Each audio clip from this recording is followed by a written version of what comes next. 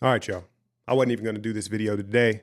I just wrapped up about a 14-minute patron video breaking down what we saw last night at Oracle Arena, Christmas. First off, I want to send out my condolences to the Warrior fans, the real fans that were there and broke the bank to be there and saw that. You know, that's who I feel worst for. I'm fine. I get over it. We've seen this. We know this story, right? But it's not quite the same. There's a couple things going on here that are cause for concern, as Stephen A. Smith would say, right? First off, let's talk about Klay Thompson and Draymond Green. Neither of these two guys are going to make the All-Star game. Both of them have their eyes on a new contract moving forward, right? And you're seeing them force things. You're seeing them struggle. Draymond's facade, his confident facade on the offensive end, is very transparent. And you saw his good friend Luke Walton just pull his whole card offensively, right? And it's not getting any better. It's not helping matters that physically he's breaking down. You saw him tweak the knee last night. Lower back is hurting him. Is the big toe 100%, right? So Draymond Green doesn't look like he's headed towards a max contract, let alone an all-star game. And I've said this plenty of times before.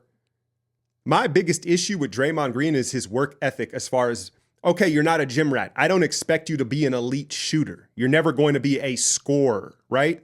But what else does Draymond Green have to do in an offseason besides stand at the top of the paint and shoot that three ball? And, you know, you see the jokes going around, the backpack on his back. And yeah, there's two main flaws in his shot. His torso doesn't get completely upright. And what happens is if you have an arch in your back and you don't get all the way upright in your posture on your shot, you can only lift your shoulders so high. When you're hunched over, try to lift your shoulders above really parallel. It's almost like there's a block. You can't do it because your back is arched, you're slouched. And so that's why his release is so flat. And most of the time, it doesn't even ever have a chance to get over the rim because he's arched over. And that's what everybody's clowning about, right? With his backpack motion. So how do you do that? You get stronger in your core. You work on your posture so he's more upright. All good shooters, when they get up, they're upright. They're straight up and down. And that allows for a clean, consistent release. The second part of his shot that's broken is the timing of his release. Sometimes it's super late. Sometimes it's super early. He sharts it out, whatever it may be. Those are the two main flaws that lock yourself in a gym in the offseason, Draymond. You want a max deal. You want the accolades. You want the fame. Never mind the Invisalign. Go fix your jumper. No one's worried about your teeth. Klay is a different story. Klay, it's more here. Right? It's more here. It's shot selection. Mechanically, yes, he's drifting, he's fading, he's not on balance as much, but it's more has to do with his shot selection. If he was taking his normal shots in his normal spots, then they would be going down. They're just not that. I'm not a big analytical guy. I know there's these numbers of he's not making wide open shots. Well, it goes hand in hand because now he's just forcing the issue. And him missing his first All-Star game in 4 seasons maybe? I don't know. That's not going to help issues. Now what you're going to see is we're really going to see these guys' character and their egos when they're not getting the accolades and the acclaim that they're accustomed to. You insert Boogie Cousins, who is thirsty to prove that he's worthy of a big deal next season from whatever team that's willing to offer that, right? Kevin Durant, is he leaving? Is he happy? Obviously, the Draymond spat. And then there's Steph Curry, who started off the season like a man on a mission trying to say, oh, I'm not in the MVP conversation. So there's a lot of egos at play between these 4 or 5 all-stars, right? But, you know, was it surprising? It was. I thought they would get up for this game. And I want to credit the Laker fans. I know y'all are doing victory laps around Crenshaw right now, but you know, your defense is impressive. You've got a lot of young, long athletes. You play fast. I thought their effort level, I thought they showed up. It was good, right? It was good, but it was also a perfect storm of events. It was compounded by the Warriors and Steph Curry's disinterest. And, you know, it's kind of blasphemy to put Steph Curry down amongst Warrior Nation, right? Because, and I've gone into this before, I don't need to get too deep into it, but there is a separation. There's Dub Nation, there's Warrior fans, and then there's a lot of Steph Curry fans. So they're not really worried about the Warriors on a whole. It's more about Curry, and they don't want to hear these things. But here's the deal. If Steph Curry is the quarterback of the team, if he is the face of the franchise, then he needs to wear a good share of this blame. Steve Kerr is not out of the dark on this either. Out of the dark, is that the right saying? You know what I'm saying. Steve Kerr needs to get some of the piece of this pie as well. And I clump Kerr and Steph together because really the team is going to follow their lead. I know you say Draymond is the vocal leader, right, and all this stuff, but they're going to follow suit to what Steph does because everybody knows it's his team. And what's happened here, I know that they're chasing 5 straight NBA final appearances. And we know they're pacing themselves. This was supposed to be the season of joy, right? And it's a balancing act. Balancing is dynamic. You're never balanced. You're constantly swaying back and forth, trying to make sure one side doesn't tip too far down, right? And what's happened is they've got too loosey-goosey. They've gotten undisciplined. And it's because it's tipped, the balancing act is tipped too far to looking too far ahead at the big picture. It's like they're looking down some binoculars and there's little fire ants eating their feet right now. They're not paying attention to the present. And I blame Kerr and Steph for this, the majority of it, because again, they're the leaders, and Kerr mostly because he sets the tone of the culture. And I get it. I get why he wants them relaxed and they want to pace themselves. It's a marathon, not a sprint. Right. I get it. But again, it's tipped too far to being undisciplined. And the number one sign of that is that all 4 home losses have been by 20 plus points. And when you look at that, you go, man. So the first thing that comes to mind, if any basketball team, you go, man, there must be a big talent discrepancy. If you're like the Suns, or you're, I don't know, you're a team with lesser talent, right? You say, all right, well, we're getting blown off the floor. We don't have the talent to compete. Well, the Warriors can never make that argument as they're currently constructed, correct? So next thing you got to look at is preparation. Attention to detail, being ready to play. And I know you can make the argument these guys are all-stars, veterans, they shouldn't have to be ready to play, but no, that's part of the coach's job, is to rev their engines and be a motivator.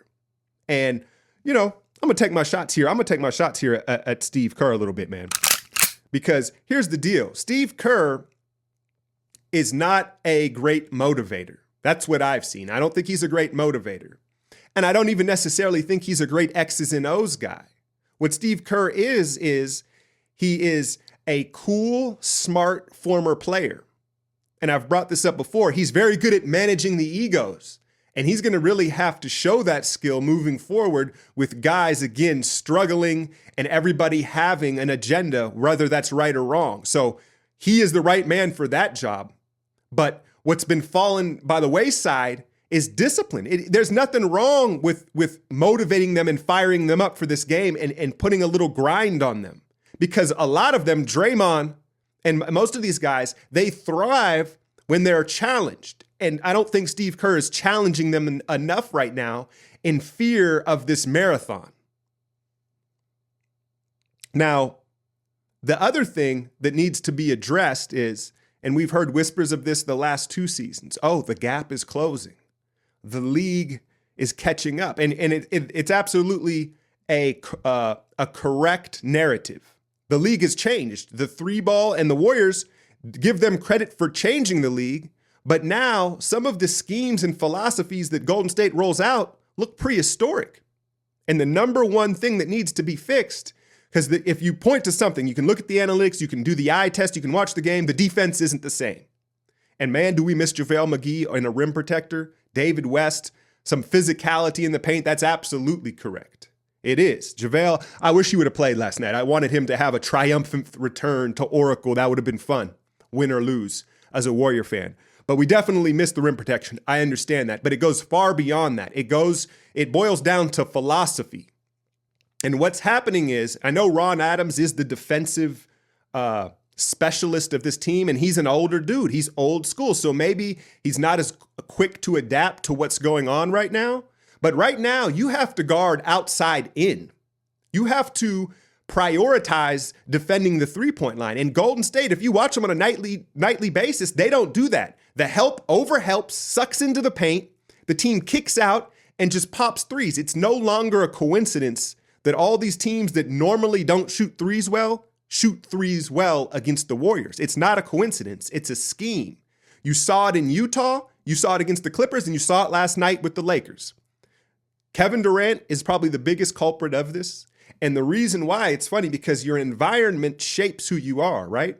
KD, 7 foot tall, 7'4" wingspan. He's so used to being able to sag off and not be an ideal help situation and an ideal help place on the floor, but he can recover out because of his physical attributes. Well, that's no longer the case in today's NBA. The quick trigger, the highlighter green light that all these players have. You saw Gallinari has a green light like he's Steph Curry, right? All these three-point shooters do. Ingles, Tobias Harris. I'm just giving you players of the last week that we've seen go off, right? And so that green light that is infinite now with these players no longer allows you to sag off and just recover with your physical attributes. Meanwhile, you have Draymond Green overhelping and diving down and trying to get block shots and steals because, why he wants that defensive player of the year, right? He's taken so much time to get a couture customized suit for Christmas Day, but he can't work on his jump shot, right? So there's a lot of egos and things going on behind the scenes, but schematically,